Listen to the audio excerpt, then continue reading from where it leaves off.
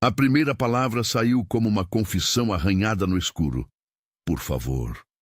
Não havia solenidade nem teatro, apenas um homem grande reduzido a algo frágil, a voz colada ao chão de mármore frio. Ele se ajoelhou como se pudesse prender o mundo naquele gesto. Aliá observou sem fazer um som, a bacia de porcelana apoiada entre os joelhos, o vapor do chá desenhando sombras nos olhos cansados dele. Era a suplicante noite. Aquilo era o que se tornara o apartamento onde vivia o chefe da Corio. O chefe agora pedia por clemência, por companhia, por um respiro, por uma noite de normalidade que já não existia. Ela já tinha ouvido pedidos antes, pedidos de silêncio, pedidos que eram ordens mascaradas, mas aquele era outro tipo. Não havia ameaça explícita, só um desmoronamento que cheirava a arrependimento e a medo. Ele ergueu a cabeça devagar, como se cada músculo reclamasse por trabalho que não queria mais fazer, e as linhas do rosto, as cicatrizes finas, se tornaram mapas de dias em que ele não precisou suplicar. Aquele homem era Han Seo-jun, conhecido por controlar rotas, contratos e segredos. Ali, naquela meia-luz, era um homem que tinha aprendido a cair. Aliá colocou a bacia em cima da mesinha com a precisão de quem sempre esconde algo dentro do trabalho que faz. Seus dedos sabiam transformar objetos banais em pequenas fortunas de informação. O sorriso que desenhou foi curto, sem carinho, apenas reconhecimento. Quer que eu fique? Ela perguntou, medindo a pergunta. O coreano dela virava a sílaba com leveza, com o traço de quem aprendeu a língua nas ruas e não nas palavras de cortesia. Seo-jun deixou escapar um riso que não era riso. Fique por uma noite. A mão dele tremia quando se estendeu. Havia um pedido nas suas falas que não era só para ela. Era um pedido feito a si mesmo, a uma vida que se recusa a se recompor. Aliá sentiu a zona tênue entre compaixão e estratégia. Ela podia enxergar nitidamente os fios que sustentavam ali aquela figura de poder. Uma esposa elegante que o desprezava, um braço direito que olhava para o trono com fome e um império cujo tecido tinha buracos onde dinheiro e lealdade desapareceram. Ela deixou que ele segurasse sua mão apenas por um segundo. Um gesto mínimo que não prometia mais do que cabia no momento. Segurá-la implicava risco, era também forma de medir a sinceridade do suplicante. Ele apertou o polegar contra o dorso da mão dela, o olhar implorante fixo num ponto que não estava nem nela nem no espaço. Aliá fechou os olhos por um instante, lembrando o rosto do pai que havia deixado para trás. Raymond Brooks havia morrido com coisas por dizer e com papéis secretos prensados no peito. Aliá respirou fundo. O segundo havia chegado para ela. A encenação e a verdade se encontravam no mesmo cômodo. Se algo poderia desarmar um homem que governara pelo medo, seria a visão de sua própria ruína. O pedido dele, por favor, serviu para isso. Iluminou a solidão que corria por baixo da autoridade. Aliá sabia que, se um gesto pudesse desmanchar o resto do império mais tarde, era a ponta de um fio, a suplicante noite. Para quem observava da borda, aquilo era cena íntima. Para ela, era um sinal de fragilidade e um acesso à verdade. Ela ficou. Não por compaixão irrestrita nem por desejo súbito. Ficou por cálculo e por memória. Ficou porque havia chaves nessa casa que ainda precisavam ser abertas. E porque a história do homem ajoelhado ali, naquela noite, estava entrelaçada com a morte do pai dela e havia contas a acertar. Se essa história está falando com você, inscreva-se e acompanhe até o fim. Há segredos que se revelam no silêncio. A chegada de Aliá a Busan ainda vinha em flashes, como uma sequência de fotos queimadas nas bordas. Lembrava a primeira noite em que tomou um trem e cruzou a península. A chuva no vidro, o medo apertando como um nó, o nome falso costurado à sua pele. Ela chegou com uma mala modesta e um currículo verossímil, improvisado o suficiente para não levantar suspeitas. A casa de Seo Jun era um mundo em si. Uma cápsula climatizada de luxo, atestada por mármores frios, livros que cheiravam a anos de poder e quadros que representavam conquistas que tinham custado mais do que dinheiro. Seu propósito, desde o começo, foi claro e refinado como lâmina: infiltrar-se. Encontrar o fio que ligava a morte de Raymond Brooks às finanças sujas do sindicato. Raymond, que fora contador e tinha ido fundo demais em apurar alguns desvios, deixara pistas. Deixou também um filho com o nome da rua gravado na memória e com um ódio trabalhado até virar método. Lia havia aprendido a esconder suas rachaduras atrás de um sorriso seco, a guiar a conversa só o suficiente para abrir gavetas e provocar descuidos. No começo, a casa foi apenas um mapa em branco para ela.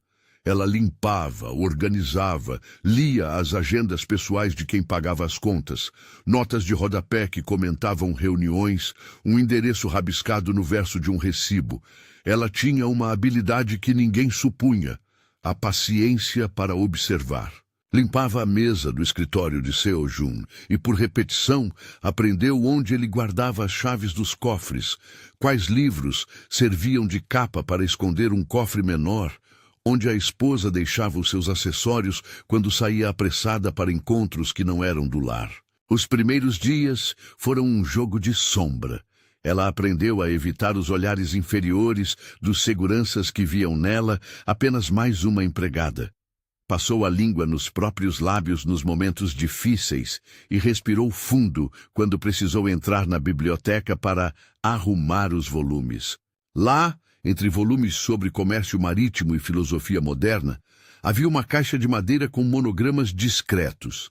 Guardava transferências, notas de pagamento, nomes que piscavam como lampiões em sua mente. Contas de fachada, offshores, pagamentos redirecionados às sociedades de fachada. Era ali que a arquitetura do crime tomava forma, feita não só de violência, mas de papéis e assinaturas. Ela não estranhou o fato de que ninguém percebesse sua apropriação silenciosa das informações. Era fácil subestimar alguém que servia chá e recolhia roupas. A Lia sabia manipular essa subestimação. Fazia das tarefas domésticas uma cortina.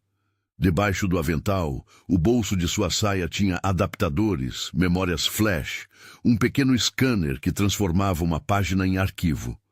Por trás do sorriso contido, ela criava cópias e backups, traduzia termos e anotava nomes. Aprendera com Raymond como transformar o cotidiano em investigação. Aprendeu com Raymond que o mundo, por vezes, se explicava em documentos e não em confrontos. As pequenas vitórias acumulavam-se em segredo. Uma planilha copiada, um número de conta gravado, a foto de um recibo. Cada item era uma flecha apontando para uma verdade mais profunda. E, enquanto isso, a convivência com Seo Jun alterava seus contornos morais. Ele não era apenas um nome ligado a imagens de crueldade. Era um homem que ria curto, que se esquivava em horários vazios, que falhava em colocar palavras em coisas simples. Havia recantos na sua face, o entrelaçar dos dedos quando pressionava a testa, os olhos que procuravam algo que nunca encontravam. Ele se mostrava por vezes um enigma que lhe despertava remorso e curiosidade na mesma medida. Sayora era outra narrativa. Elegante de maneira calculada, era uma presença que embalava um veneno suave. A risada que vibrava em jantares, a mão que pousava propositalmente no braço de Taesung quando queria sinalizar apreço.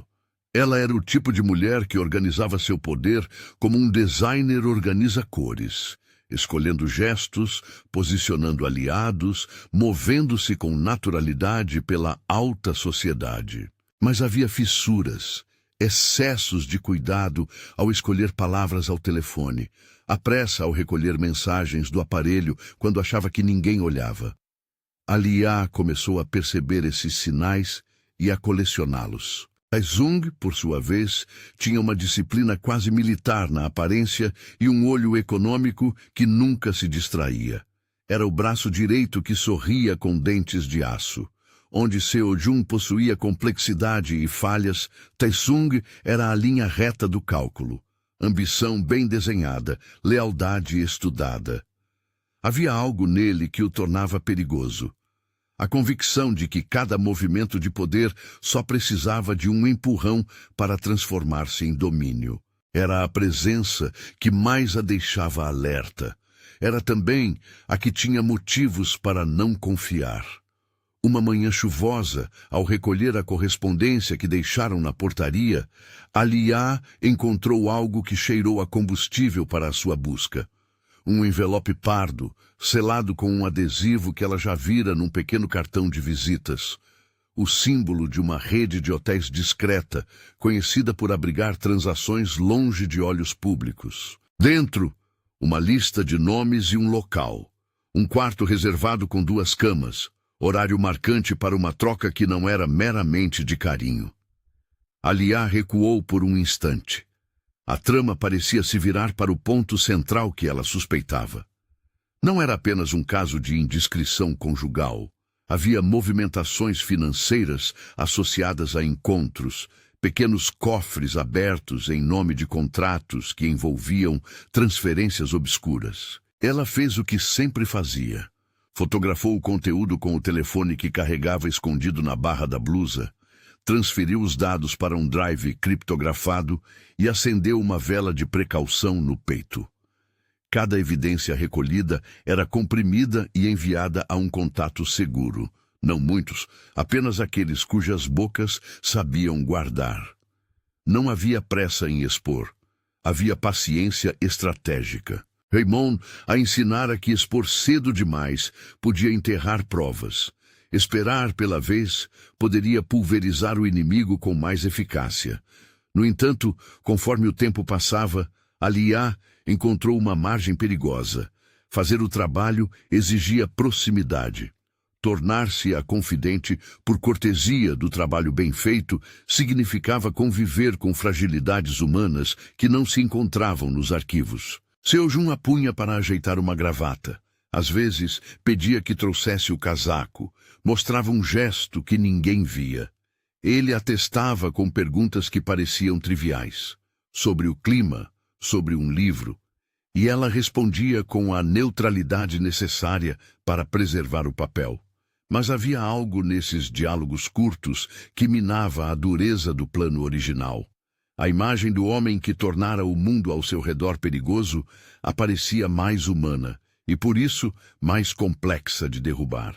Uma tarde, enquanto limpava a biblioteca, ela deixou cair por acidente uma caixa de correspondência. Cartas, fotos e recibos se espalharam pelo chão.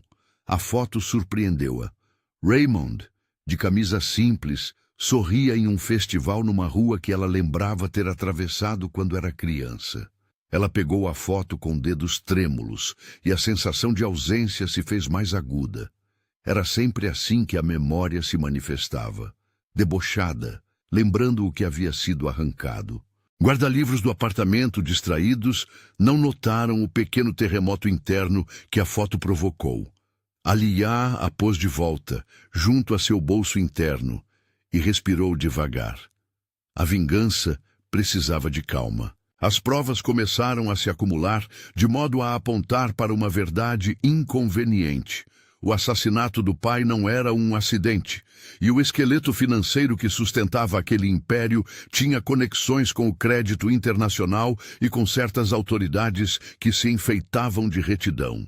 Cada recibo que encontrava, cada nome que cruzava, desenhava uma operação sofisticada de desvio que, se exposta, poderia fazer cair mais do que uma cabeça. E ainda assim, expor significava colocar-se no rosto da tempestade. A ambivalência de Alia entre desejo de justiça e o seio de possibilidades que a proximidade com Seo Jun gerava, tornou-se um fio condutor que pulava entre raiva e ternura. Havia noites em que ela o via sozinho na varanda, olhando a cidade como se tentasse reconhecer rostos antigos entre os prédios.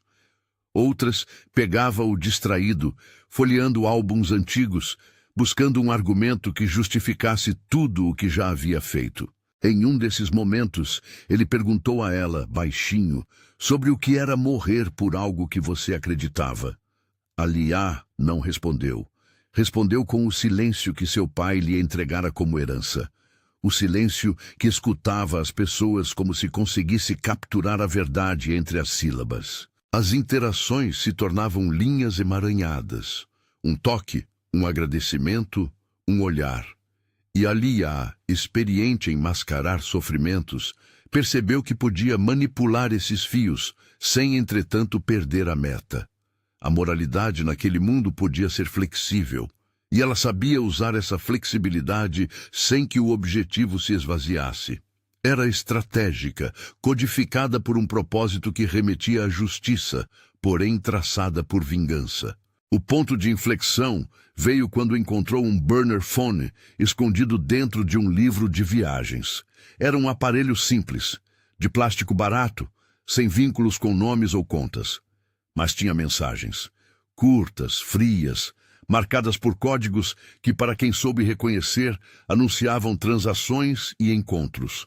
Aliá passou noites inteiras descravando padrões. As mensagens eram deletadas regularmente, mas a prática de apagar deixava rastros. Horários, conexões intermitentes, um nome que se repetia nas trocas criptografadas, Tai Sung. Uma fotografia pequena, enviada uma vez por engano, mostrava Saeora numa suíte com a luz baixa e um envelope na mesa. Não havia beijo, não havia provocação. Havia um documento. A realidade apareceu então, sem dramatismos. Saeora e Tai Sung negociavam partes do império, com um esmero que denunciava projeto. Quando confrontou a memória com as provas, Aliá sentiu um peso novo nos ombros. A traição de Saeora e a cumplicidade de Tai Sung implicavam que o risco não era apenas de perda de poder, era de morte política e física. Seo Jun, que parecia perdido, fora traído onde mais doía, na estrutura que supunha inabalável. Aliá percebeu que sua missão ganhara contornos adicionais. Não só justiça pelo pai, mas a oportunidade de desmontar um esquema que poderia, se não fosse contido, corroer a chance de que esse tipo de violência se repetisse. Era uma decisão que exigia ritmo e frieza. Ela começou a montar backups, a estabelecer rotas de saída para arquivos físicos, a designar locais seguros onde poderiam ser fiéis. Criou camadas de proteção, cópias em drives cifrados, mensagens encapadas por serviços que apagavam rastros. Uma pessoa de confiança que vivia em outro país e que sabia ler números e contava com contatos legais. Não confiava em instituições locais por completo. Sabia como o poder comprava favores. Ainda assim, a exposição pública se tornava uma das únicas armas com força para destruir as teias financeiras. A luz pública poderia, talvez, tornar a maquinaria inútil. No meio desse trabalho frio, a intimidade com Seo Jun continuava a fermentar. Teve-se ali uma noite em que os dois ficaram na mesma sala, após um jantar de família explosivo, e nada foi dito por horas. Ele deixou a mão sobre o encosto do sofá, sem tocá-la. Ela sentiu o calor do gesto como um sinal de que ele confiava, ao menos em certos momentos. Ele, que raramente deixava alguém ver fraqueza, começou a confiar em pequenos detalhes, pedindo que ela guardasse uma carta pessoal num local discreto, perguntando-lhe sobre um livro que havia lido e que o lembrava de tempos mais simples. Aliá, por sua vez, sabia que essas concessões serviam como portas, sabia que ofereciam acesso, porque homens como Seo Jun eram obras de hábitos.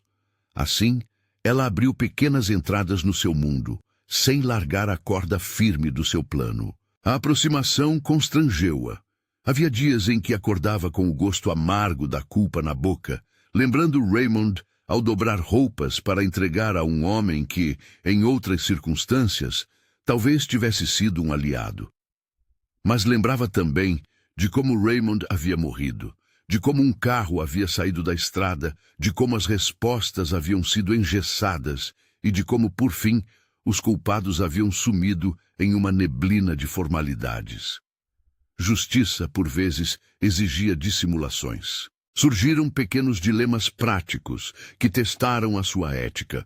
Um pedido para que ela filtrasse convidados. Uma súplica para que escondesse documentos que ele dizia serem pessoais. Tudo era passível de interpretação. Ela se via traduzindo o gesto deles para seu próprio idioma de motivos, sempre com o radar apontado para o que era verdadeiramente urgente. A insinuação emocional de Seo-jun nunca se tornou algo não consensual.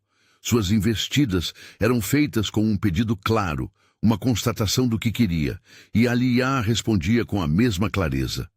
Consentimento era, para ela, uma linha vermelha que precisava ser preservada para suas estratégias não virarem desculpa moral. Houve um episódio em que teve que proteger a si mesma com um risco medido.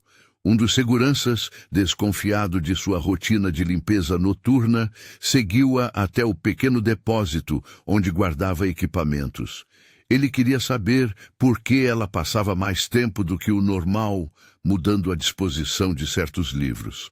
Alia sorriu e disse que gostava de arrumar as coisas à sua maneira. Quando ele chegou mais perto, a rua refletida nos olhos dele como uma promessa de consequência, ela tocou o lenço que trazia sempre no bolso e deixou escapar uma revelação sutil. Mencionou que conhecia pessoas que podiam tornar a vida de qualquer um complicada. O segurança, que gostava de seu próprio poder, recuou. Era uma mentira. Mais uma vez, Raymond a ensinara que a verdade pode se vestir de outras verdades quando o jogo exige. Algumas pessoas se intimidavam diante de gestos que sugeriam conexões maiores do que realmente existiam. À medida que Alia costurava sua teia, a paranoia interna do império aumentava. Pequenas reorganizações nas rotinas dos seguranças, a substituição de senhas e a chegada de visitas não anunciadas passaram a ser a norma. Taesung tornou-se mais presente nos corredores, oportunista em sua vigilância. Sayora, por sua vez, floreava sua presença em almoços com filhos de outros chefes, como se tecesse alianças externas. A política do medo, que sempre havia sido o primeiro método do sindicato, passava a conviver com a política do afeto distorcido entre pessoas que, no fundo, queriam mais do que apenas dinheiro, queriam poder absoluto. E então veio a noite em que Alia decidiu testar a escolha de Seo-jun. Ela entrou no estúdio de seu quarto com um envelope fechado na mão, o burner phone comprimido no bolso. Havia algo ritualístico naquele gesto. Expor a verdade a um homem que suplicava por calma foi sua forma de medir até onde a humanidade dele ainda podia segurar o peso de suas ações. Ao cruzar a porta, encontrou-o em posição de ser humano, sentado, o rosto enterrado nas mãos. Ele ergueu o olhar como se não entendesse a presença dela, como se esperasse que fosse outra pessoa a chegar com promessas. Os olhos dele tinham aquela cor que se acende quando uma pessoa reconhece que o mundo pode ruir. Encontrei coisas, disse ela simples. As palavras eram uma lâmina. O silêncio que se seguiu foi maior do que qualquer confirmação. Ele pousou a mão sobre a mesa de madeira como se isso pudesse ancorá-lo. Mostre. A palavra não foi comando, foi um pedido. Alia deslizou o burner phone sobre a mesa e abriu o envelope com a calma que só quem já havia ensaiado milhões de vezes mostrava. As letras, as imagens, os comprovantes, tudo disposto como prova de traição e desvio. Ele olhou para cada item, sem comentar, como se deixasse que o objeto falasse por si. Fotografia de suítes, notas fiscais, um mapa de transferências. A arquitetura da fraqueza conspurcada da família revelava-se precisa e cruel. Quando alcançou a página que confirmava a existência de um contrato que entregava parte do patrimônio à sociedade projetada por Taesung, Seo-jun fechou os olhos. A transformação do suposto senhor do submundo para um homem que entendia, finalmente, a extensão da sua perda. Foi abrupta. Ele não chorou. Lágrimas escorreram, rápidas, como se não tivesse tempo para o luto. Eles me traíram, murmurou, a voz dura como se arrancasse pedaços de si mesmo. Havia raiva, sim, mas também derrota. Eliá observou-o, e pela primeira vez desde que entrara naquela casa, sentiu algo que podia ser chamado de pena. A pena era um traje que não borrava seu objetivo, apenas o complicava. Ela havia se comprometido a derrubá-lo dos tronos do passado, não a oferecer-lhe consolo. E, no entanto, ali estava, diante de uma cena que a colocava entre duas decisões fundamentais: usar aquela fraqueza como último golpe ou transformar o suplicante em aliado estratégico. Seo-jun, depois de um tempo que mediu cada batida da sua respiração, fez algo inesperado. Curvou-se como se reza, o suplício pessoal transformando-se em súplica literal, e estendeu a mão de novo. Fique esta noite. Fique comigo. Preciso entender se existe algo que ainda valha a pena nesse mundo. O pedido era simples, o simbolismo devastador. A suplicante noite continuava a desenrolar sua força.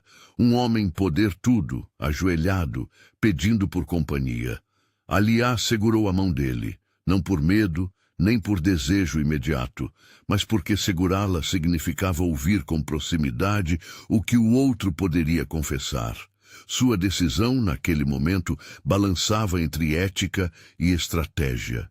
Sabia que viver ali, ao lado dele, daria possibilidades para recolher mais provas. Sabia também que era entrar num terreno emocional que poderia corroer a precisão calculada de sua missão. Ela sentiu, com clareza, que aquilo era a bifurcação. Permanecer seria aceitar que o homem suplicante tivesse um lugar no futuro que ela almejava. Partir seria instaurar distância e proceder com a exposição silenciosa que já preparara. A escolha implicava custo. Não fez a escolha imediatamente. Em vez disso, respondeu com a mesma frieza que a caracterizava. Pediu tempo. Apenas uma noite, disse, e depois tudo seria discutido com cabeças frias. Ele aceitou, como quem sabe que às vezes a sobrevivência pede compromissos apertados. Naquela noite, enquanto a cidade respirava em tons elétricos, Alia sentou-se ao lado de um homem que poderia ser tanto um aliado quanto o objeto de sua justiça. O mundo fora reduzido a uma sala e a um monte de papéis.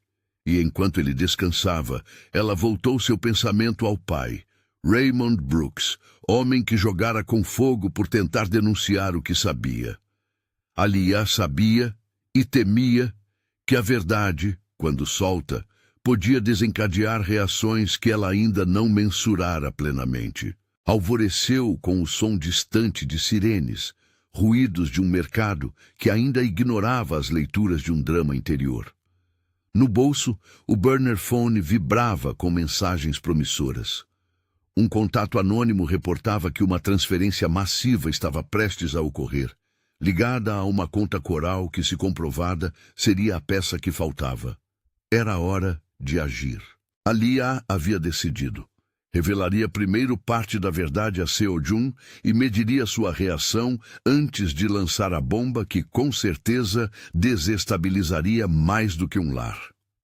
Ela caminhou até a janela e viu a cidade. O alto do céu era um lençol que escondia vultos, e o prédio onde viviam era apenas um ponto, uma ilha de luz. A suplicante noite não terminara com o amanhecer. Só se transformara em outro tipo de silêncio, um que trazia presságios. Ao se virar, encontrou Tai-sung no corredor, surpresa e vigilante. Ele usava a expressão de quem encontra uma rachadura num muro sólido. Aconteceu algo, disse ele, sem se dar ao trabalho de disfarçar preocupação. Havia naquela voz o fio da ambição. Não só preocupado com o dono da casa, mas com o futuro que se instalara como oportunidade. Alia ouviu a pergunta implícita. Ela pertencera a um jogo que agora mudava de tabuleiro. Em seu bolso, o burner vibrava de novo. Ao mesmo tempo, o envelope com as provas pesava como sentença. A casa estava prestes a mudar de mãos, e a movimentação exigia que ela decidisse de uma vez por todas em que lado se posicionaria. Saber que Seo Jun era suplicante e que havia sido traído não apagava o fato de que ele ainda comandava um monstro. Apoiar-se nele significaria partilhar o peso. Derrubá-lo significaria punir, mas talvez abrir caminho a algo pior, uma sucessão de sanguessugas. Alia passou as mãos na bainha do casaco e tomou a decisão que dobraria a narrativa. Entrou no escritório onde ele costumava guardar os arquivos mais íntimos. Tirou da bolsa os backups, o burner, os nomes. Preparou com frieza de cirurgiã o que era preciso para o próximo movimento. Não se tratava de amor. Tratava-se de proporção de risco. Não era gesto de coração, mas de cálculo. Ainda assim, havia ali pedaços que a pegavam de surpresa. A lembrança da noite em que ele pedira por companhia, a imagem do pai colocado entre documentos roubados, a foto que não deixava mentir sobre a traição de Sayora. Ao abrir a porta do escritório, encontrou Seo Jun de olhos abertos, esperando. Não havia raiva nem paz. Havia uma questão que pairava. Até onde estaria disposto a ir? E, para Alia, a pergunta reflexiva foi outra. Até onde ela iria para ver justiça feita? A noite tinha sido suplicante, o dia prometia decisões. Ela deixou que o envelope caísse sobre a mesa entre eles, lampejos de papel que anunciavam guerra por vir. O envelope caiu com um som seco e definitivo. As páginas se espalharam como cartas marcadas, abrindo um corredor de evidências entre Alia e Seo Jun. Ele ficou imóvel por um segundo, como quem espera que um truque de ilusionismo revele a realidade. Mas não havia artifício. Havia documentação, números, rostos e a certeza de que uma aliança fora traída por dentro. O brilho do sol filtrado pela cortina desenhou linhas sobre os papéis, como se a própria luz dissesse que aquilo precisava ser visto. Seo Jun ergueu a cabeça. Havia uma ferida lenta em seus olhos. Aquela mistura de vergonha e raiva que surge quando alguém entende o tamanho da própria falha. Eles negociaram o que é meu, disse, a voz baixa, quase contabilizando perdas. Começaram sem me avisar.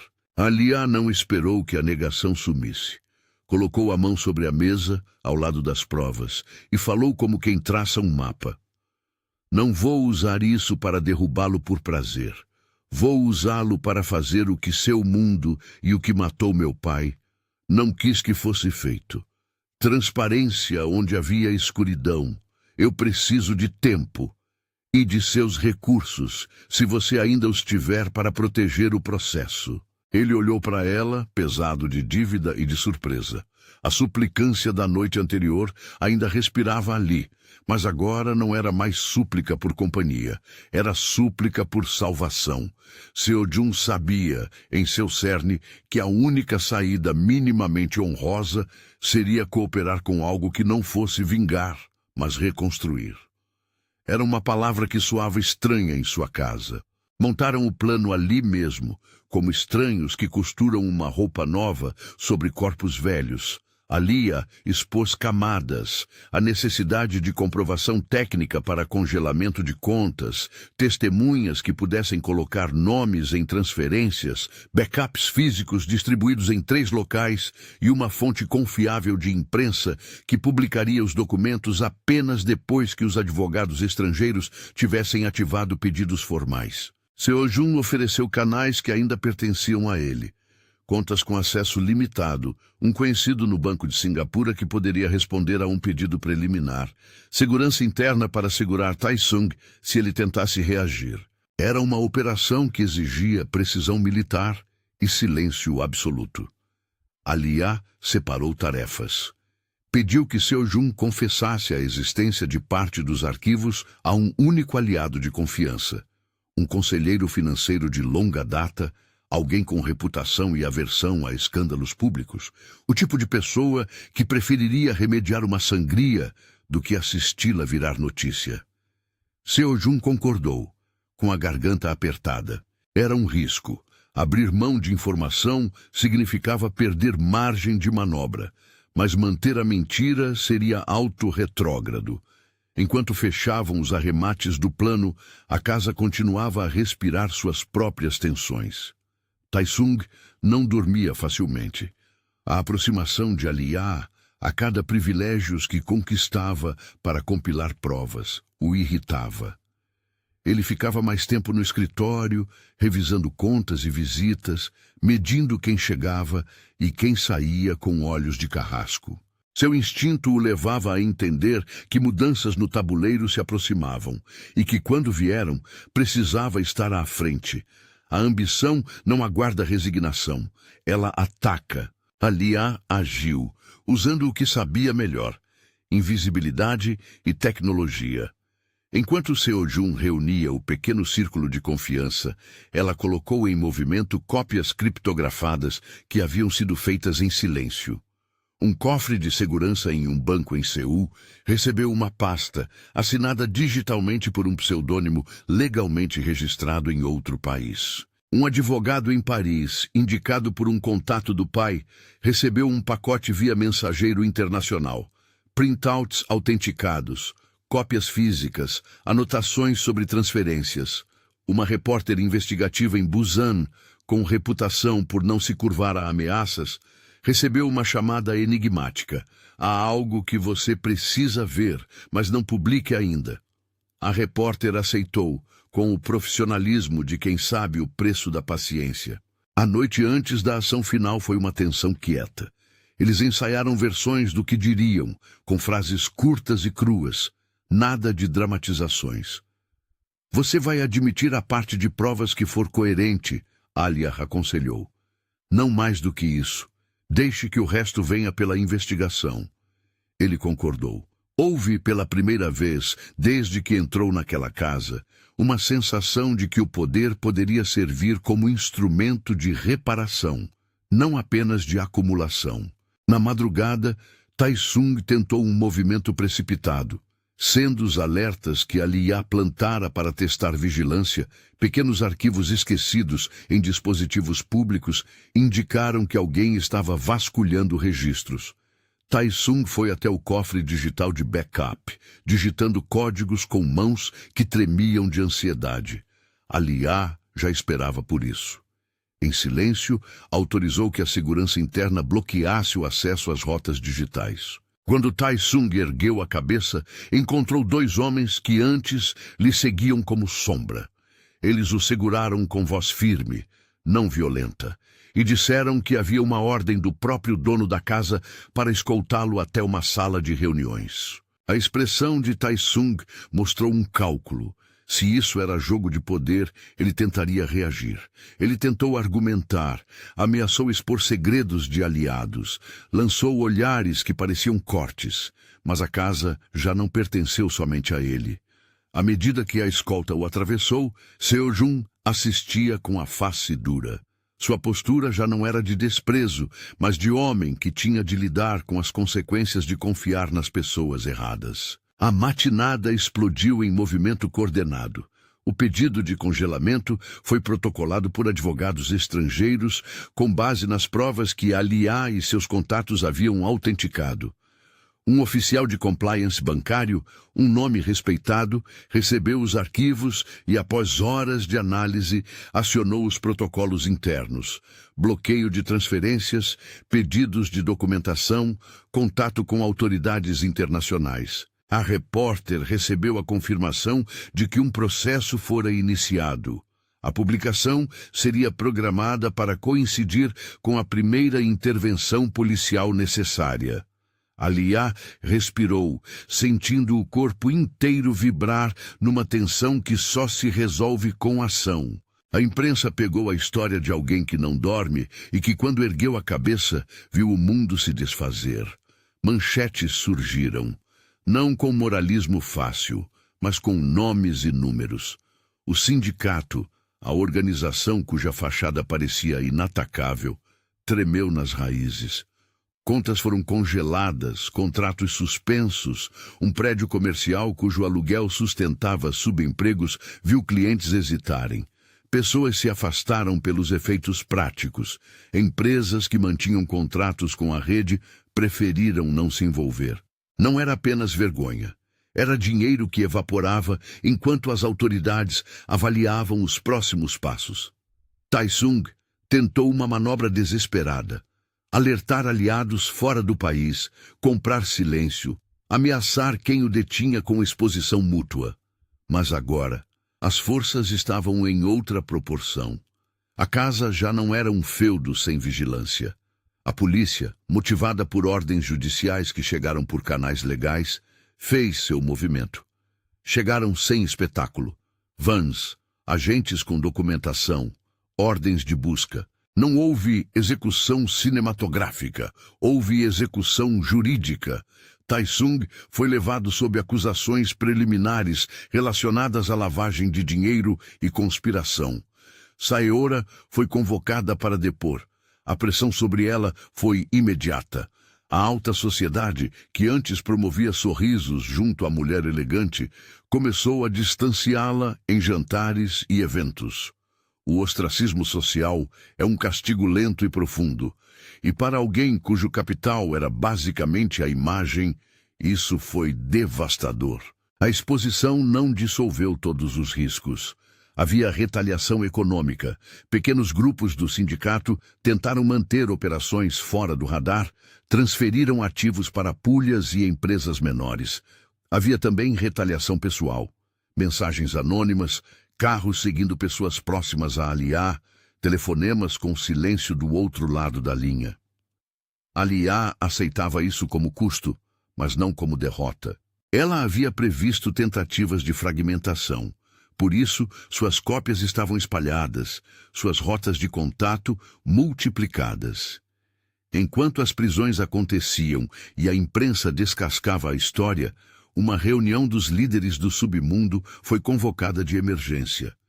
Era um velho ritual. Cabeças se encontravam em um lugar neutro. Conversas aconteciam sobre honra, ordem e sobrevivência.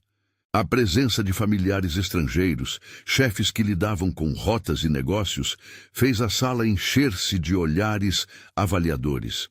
O tom era grave. A justificativa não era moral, era prática. Manter canais e evitar desordem que faria com que o poder paralelo fosse tragado por leis e bancos. Seo Jun compareceu à reunião não mais como senhor absoluto, mas como alguém que precisava explicar rupturas. Ele falou pouco. Cada palavra pesava. Houve traição, disse simples, e eu permiti que isso acontecesse. Não pediu perdão como quem se ajoelha, pediu entendimento técnico. Alguns dos presentes tinham interesses em que o caos cessasse imediatamente. Outros, com sede por oportunidade, enxergaram espaço para substituir uma liderança fragilizada. A negociação foi dura. O mundo que se movia ali não era de júbilos morais, era de contas e risco. Aliá assistiu de fora, a pouca distância, entendendo que aquele tribunal informal decidiria parte do futuro. Os mais conservadores propuseram punições que incluíam exílio, perda de ativos e reconstrução comandada por um conselho coletivo. Os oportunistas sugeriam a substituição completa da direção por um grupo que, embora menos carismático, fosse eficiente e obediente. No entanto, o peso das evidências e a presença de investigações legais significavam que a solução tinha que contemplar a lei externa. Não bastava resolver dentro do rito do submundo. Era uma mudança estrutural. Em meio às vozes, Seo Jun surpreendeu. Não negou responsabilidade, mas propôs uma saída que para alguns soou como contradição. Abriu mão de parte do controle e sugeriu a criação de comissões internas, liderança compartilhada e práticas de compliance para as operações legítimas que ainda restassem, com auditorias independentes. Falou em cooperação com as autoridades, na medida do possível, para preservar o que era lícito e punir o que era criminoso. Foi um gesto que provocou murmúrios. Para aliados históricos, foi quase traição. Para uma nova geração, foi sinal de sobrevivência. A cúpula decidiu por um freio mitigado. Saeora foi isolada dos negócios. Taesung ficaria sob investigação. E caso as provas fossem suficientes, julgamento. Uma reconfiguração administrativa seria instalada, com representantes escolhidos com critérios operacionais. Era a tentativa de evitar um vácuo que pudesse ser preenchido por atores ainda mais violentos. Essa escolha política não extinguia a dor da traição, nem apagava a cólera de quem perdera entes, mas oferecia um caminho que evitava o banho de sangue que sempre segue o colapso de cadeias criminosas. Em paralelo, o processo judicial seguiu. Autoridades internacionais se envolveram por conta das transferências para bancos no exterior. Investigações demoradas foram abertas. Houve buscas em jurisdições diferentes. Havia, sim, uma sensação de que a justiça poderia, lentamente, alcançar alguns nomes implicados. Mas Alia sabia como as engrenagens rodavam. Demoras, acordos de delação, patrões que escapavam por lacunas legais. Ainda assim, trazia consigo provas que forçavam mudanças reais. Congelamentos que paravam fluxos, contratos suspensos que impediam a continuidade dos esquemas. Aquele mês que se seguiu foi marcado por audiências, entrevistas e reconfigurações.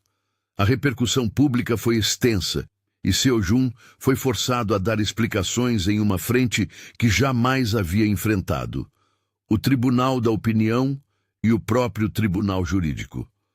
Havia cenas que quem ficou fora do jogo jamais entenderia. O rosto de um homem poderoso sendo dissecado por perguntas que não pediam desculpas, a ansiedade de perder gente que antes estava do seu lado. Ele perdeu prestígio, alianças e parte do que havia construído. Mas ganhou algo que não sabia que precisava: a possibilidade de propósito diferente. Para Alia, a vitória não foi completa satisfação. Em muitos dias, havia culpa persistente, por ter aproximado-se de um homem que tinha responsabilidade pela vida dos outros, por ter sido instrumento de uma reconstrução que, em muitos aspectos, ainda preservava poder. Havia noites em que lembrava do rosto de Raymond e perguntava-se se justiça era isso. Um jogo em que um tipo de poder se ajusta ao outro até que o equilíbrio seja suportável. Ela comemorava pequenos sucessos. A notícia de que a conta onde haviam aparecido transferências suspeitas fora congelada, o fato de que um operador-chave fora preso, o início das escutas que confirmaram que alguns nomes pertenciam mesmo a redes que haviam colaborado com os assassinos de seu pai. Ainda assim, a sensação era agridoce. A relação com Seo-jun passou a se moldar sobre uma nova base. Não foi romance fulminante que apaga traumas, nem a fábula das almas gêmeas. Foi, antes, uma aliança decidida. Eles se viam em reuniões de reconstrução, discutindo práticas financeiras, protocolos de segurança e formas de reduzir a violência associada às operações que por anos tinham sido geridas apenas por medo. Ela, que entrara como empregada e agente infiltrada, tornou-se estrategista. Desenhava planos de compliance, mapeava contratos legítimos e criava diretrizes para que a organização, em sua parte lícita, pudesse servir como rede de trabalho sem ser máquina de abuso. Houve momentos de tensão íntima com limites claros. Uma noite, após horas de trabalho no escritório, os dois sentaram-se diante de uma janela alta que ia do chão ao teto. O ar estava denso. Era tarde. Seo-jun pediu, com timbre baixo e sem pressionar, que ela ficasse. Era um pedido que não pedia reparação, apenas companhia humana, depois de semanas exaustivas. Alia hesitou, consciente do balanço entre emocional e estratégico. Ela entrou no gesto com consentimento explícito e com a clareza de que aquilo não apagava o passado. O toque foi pequeno, com conversas que não pediam promessas eternas. Foi um momento de humanidade que lhes permitiu renovar confiança, mas também lembrar que nada seria fácil. Com o passar dos meses, algumas peças do quebra-cabeça foram montadas em tribunais. Testemunhos surgiram e, em alguns casos, confissões parciais abriram caminhos para punições. Não foram todas as culpabilidades que se converteram em veredictos. Havia acordos, reduções de pena por delação, pessoas que fugiram e desapareceram em jurisdições amigas. Alguns dos responsáveis pela morte de Raymond receberam acusações formais e foram levados a julgamento. Não foi a restauração total da memória de seu pai, mas foi um passo que Alia aguardava com contenção. Politicamente, a organização mudou de forma. A nova estrutura era mais frágil na aparência, menos vertical, e isso diminuiu episódios de violência extrema. Alguns chefes aceitaram a ideia de que manter negócios sem arriscar a sobrevivência jurídica era lucrativamente mais sustentável. Outros saíram do jogo. Não havia redenção plena para a máquina que havia produzido dor, mas havia menos correntes que pudessem arrastar vidas para a morte sem justificativa. No entanto, a paz nunca foi completa. Havia ameaças persistentes. Grupos pequenos continuavam a operar. Mensagens anônimas chegavam em caixas de correio.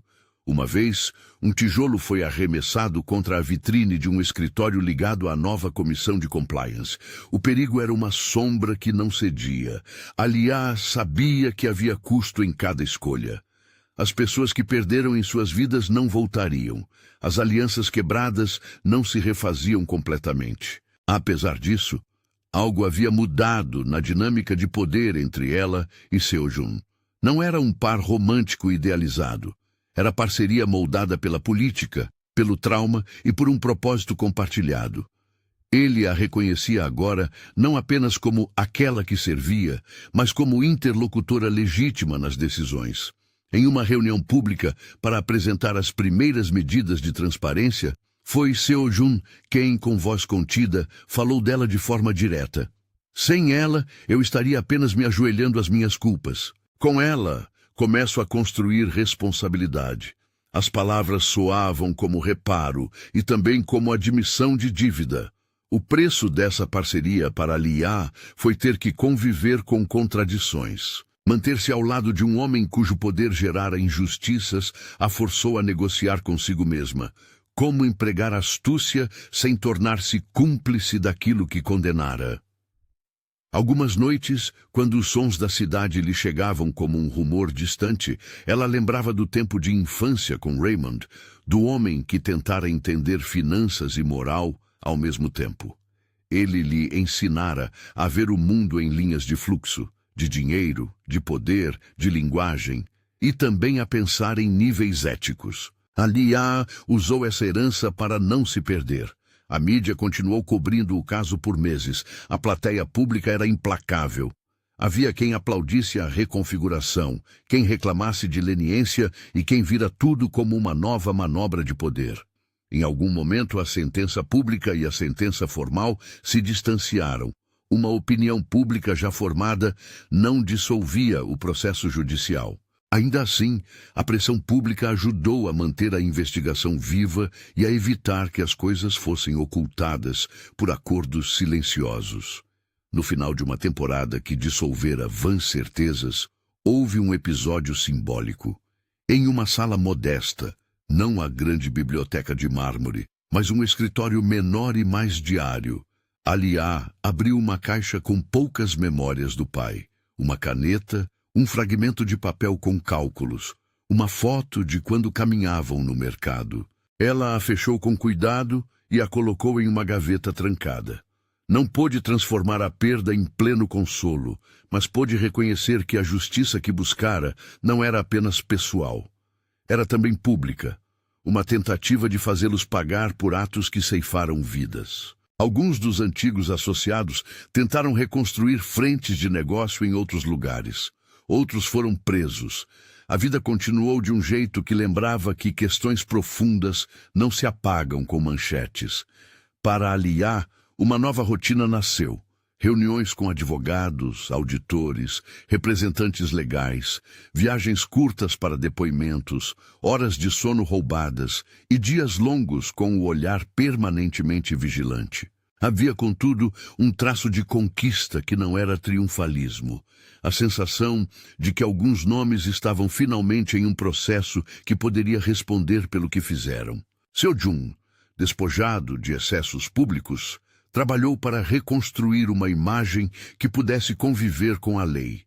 Ele reformou contratos, demitiu quem se mostrara corrupto e aceitou participar de investigações internas, que agora eram acompanhadas por auditores externos. A mudança não foi instantânea, foi um trabalho de paciência e coerência. Aliá negociava com ele novos papéis. Não serva, não amante exclusivamente, mas colega de decisões. Havia noites de tensão, discussões sobre limites, sobre como lidar com ameaças, sobre quanto expor e quanto proteger. Mas também havia encontros em que riam de algo banal e isso lhes dava um respiro. O veredicto parcial, que trouxe conclusão para alguns processos, foi agridoce. Houve condenações que trouxeram fechamento para parte das famílias das vítimas. Houve declarações do Ministério Público que reconheciam a complexidade do caso. Aliá foi chamada para depor em ocasiões variadas. Seu testemunho foi preciso e não espetáculo. Ela não buscava glória, buscava apenas que os culpados fossem responsabilizados. No epílogo do que se tornou público, meses depois, a Casa de Mármore abrira suas portas para uma festa discreta. Não para celebrar poder, mas para apresentar uma nova política interna. Um conselho que zelaria por contratos legítimos e por proteção aos trabalhadores que dependiam de contratos antes informais. Havia empresários, oficiais que agora cooperavam com a investigação e representantes de clientes que queriam garantir continuidade. Entre os convidados, olhos avaliavam, sussurros aconteciam, mas havia também um gesto tácito de reconstrução. Aliá esteve ali quieta. Encontrou o rosto de gente que perdera alguma coisa e gente que, talvez, buscasse não repetir erros. Seo-jun, ao seu lado, fez um breve discurso que não tentou ser epifania. Ele falou de responsabilidade e de caminhos que não apagam a dor, mas que a reconhecem. Seu tom era de homem que soube tarde demais olhar para as rachaduras e optar por algo que pudesse ser menor em glamour e maior em estabilidade. Quando as luzes da festa se apagaram, quando as pessoas partiram em veículos e em sussurros, Aliá ficou um momento no topo da varanda. A cidade brilhou como um tecido de possibilidades e de perigos. Ao lado dela, Seo-jun colocou a mão no corrimão. Não disse nada por alguns segundos, depois baixinho. Ainda há noites de súplica pela frente? A pergunta era real. Nem ele nem ela esperavam milagres. Aliá respirou o ar frio que vinha do mar distante e deixou a resposta suspensa por um instante. Haverá, falou. Mas a súplica mudou de rosto. Antes era pedido de quem não sabia o que perdera.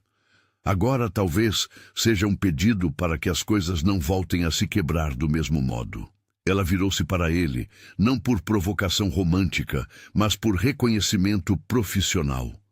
Se vamos construir algo, tem de ser com regras, com testemunhas, com consequência. Ele assentiu. Em seus olhos havia cansaço, mas também algo que se parecia com propósito. A suplicante noite, aquela mesma que o fez ajoelhar-se e pedir a companhia de alguém, tornou-se um símbolo. O ponto em que poder e vulnerabilidade se encontraram e produziram uma alternativa. A alternativa era difícil e incerta. Era também, no que coubesse a Aliá, um campo de ação onde se poderia mitigar, passo a passo, aquilo que havia permitido a morte de seu pai. Os meses que se seguiram foram de trabalho. Havia vitórias pequenas e grandes, mandatos de prisão, bloqueios de contas, demissões. Também havia perdas que não cessavam, famílias que sofreram e a certeza de que alguns culpados jamais pagariam integralmente por seus atos. Aliá aprendeu a conviver com essa ambivalência. Ela havia entrado naquela casa por vingança, saiu de lá com um projeto que combinava justiça e reconstrução. Não era redenção, era ação com limites. E assim ficou registrado. A suplicante noite, que começou com um pedido de fique, transformou-se num ponto de partida. Um homem que se ajoelhou e pediu companhia descobriu que, quando confrontado com a própria ruína, podia escolher cooperar para reconstruir. Uma empregada que se revelou investigadora moldou o destino de quem lhe ofereceu por um instante a chance de observar. Nem tudo foi reparado, nem tudo foi perdoado, mas algo mudou. O poder que antes se apoiava no silêncio encontrou pela primeira vez a luz da verificação. Ali aguardou no final uma sensação ambígua. Havia justiça pelas mãos que mataram seu pai, que passava por tribunais. Havia concessões políticas que deixavam feridas abertas. Havia compromissos que poderiam ser quebrados. E havia, igualmente, a possibilidade de fazer de seu sofrimento força de mudança. Sua vida já não era apenas uma missão de vingança, era recurso e responsabilidade. A última cena que a história oferece é simples. Ela caminha pela rua à noite, a cidade aquecendo em luzes, sabendo que a vigilância não acaba e que as decisões que tomou pesariam no futuro. Seo-jun observa-a à distância, não como proprietário, mas como parceiro cauteloso. Tae-sung e Saeora são agora nomes ligados a processos, não a destinos imutáveis. O sindicato mudou de maneira imperfeita. A justiça caminhava nem lenta, nem rápida. E em algum ponto daquele processo, Aliá se permitiu um olhar para dentro e reconheceu que havia ganho algo que não se compra: poder de escolha. No fim, a suplicante noite foi para ambos a escolha que virou aliança. Não perfeita, não total, mas concreta. Havia custo e havia caminho. E enquanto a cidade continuava a pulsar, Aliá guardou a lembrança do pai e a certeza de que algumas batalhas, mesmo quando vencidas em parte, abriram espaço para que outras viessem. Espaço para vigilância. Espaço para trabalho. Espaço para que a voz que iniciou a jornada, a voz que pediu justiça para Raymond, tivesse eco onde decisões se tomavam, não como súplica, mas como exigência ética. Se esta história ressoou com você, compartilhe nos comentários. Você arriscaria tudo por uma causa que mistura amor e justiça?